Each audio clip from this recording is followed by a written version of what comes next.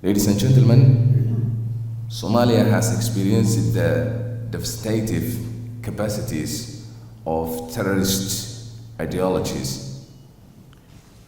Groups like Al-Shabaab and Daesh, exploiting the name of religion, have brought devastation resulting in loss of countless innocent lives. They exploit the vulnerabilities of our socio-political fabric, promising relief but delivering discord. Under the visionary of guidance of our President, His Excellency Dr. Hassan Sheikh Mohamud, the government has set security and liberation as its first and most important priority. And in the past year, we have been fighting on several fronts and have seen commendable progress.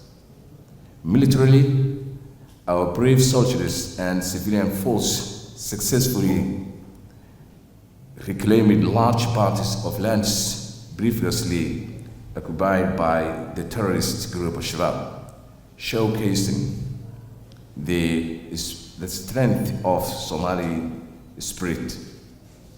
Financially, we have built walls against the financial streams that feed terrorism, destroyed their illicit courts, and dismantled their extortion networks. However, we must not forget the most powerful weapon against terrorism in informing, balancing, and compassionate knowledge. Today, as we launch the Tubsan Center, we have advancing our ideological fight, ensuring that the seeds of extremist thoughts find no ground in the minds of our youth. PCV in Somalia is not merely or only an initiative or a program. It is an imperative for national peace, stability, and long-term prosperity. The Somali socio-political landscape, characterized by its unique complexities, require a holistic approach that addresses root causes, ranging from socio-economic disparities to political grievances.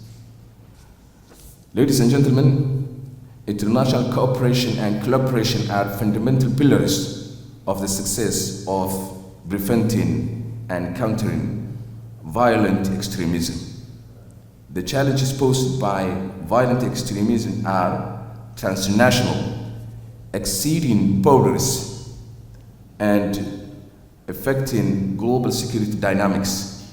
No single country, regardless of its resources or capacities, can tackle this danger alone. Collaborative efforts facilitate the exchange of vital experience, best practice, and innovative strategies that have been effective in various contexts. We urge our partners to rally behind Tubsan and to work closely with it and to invest in its mission.